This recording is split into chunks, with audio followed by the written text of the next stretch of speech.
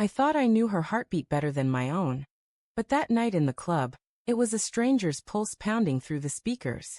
My wife, Lila, turned 30 under strobe lights, and I watched her glow, until the DJ's voice cut through the crowd, calling her name. By the time she stepped onto that stage, my world was already fracturing. We'd been married 5 years, together for 8. Lila was my anchor, the woman who laughed at my terrible cooking and held me through my father's funeral. Her birthday was sacred, a day to spoil her, and she'd begged for a night out at Vortex, the kind of club where the bass rattles your bones. I wasn't a dancer, but for her, I'd brave the chaos. She wore a red dress that clung to her like a second skin, her dark hair spilling over her shoulders, and I couldn't stop staring. "You're trouble tonight," I teased, kissing her temple as we entered. She grinned, but her eyes darted away, just for a second. I should have noticed.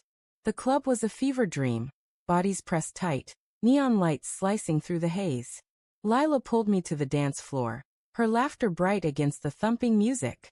I tried to keep up, but she moved like she belonged there, her hips swaying, her hands catching the air. An hour in, I needed a break, so I leaned against the bar, watching her shine. That's when the DJ's voice boomed. "Lila, where you at? Get up here, girl." The crowd cheered, and my stomach twisted. How did he know her name? She glanced at me, her smile faltering, then wove through the crowd to the DJ booth. I pushed closer, heart thudding. The DJ, a guy with tattoos snaking up his neck, handed her a mic. "This one's for my favorite," he said, winking at her. The song started, some sultry beat she'd been humming for weeks, and she sang along, her voice low and intimate, like she was performing for him. The crowd ate it up, but I saw it. The way his hand grazed her waist, the way her eyes lingered on his. It wasn't just a performance.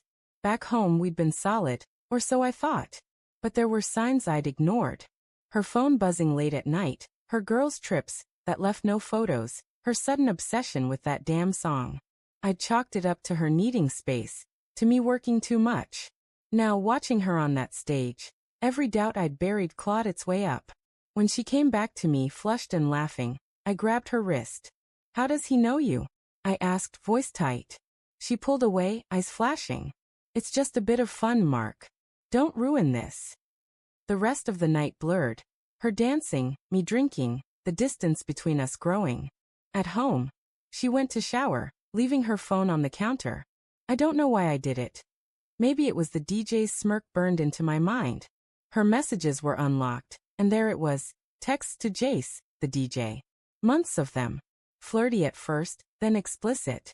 Photos. Plans to meet. My hands shook as I read. "You make me feel alive again." My wife, my Lila, was someone else's muse. I waited in the kitchen, the phone glowing like a confession.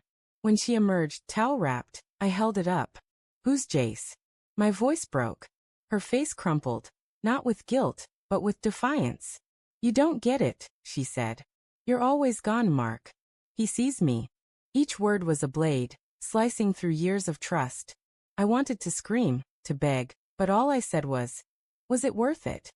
She didn't answer, just looked away. And that silence was louder than any fight. I left that night, crashing at a friend's place. The next day, I filed for divorce. Lila didn't contest it. She moved out, probably to him.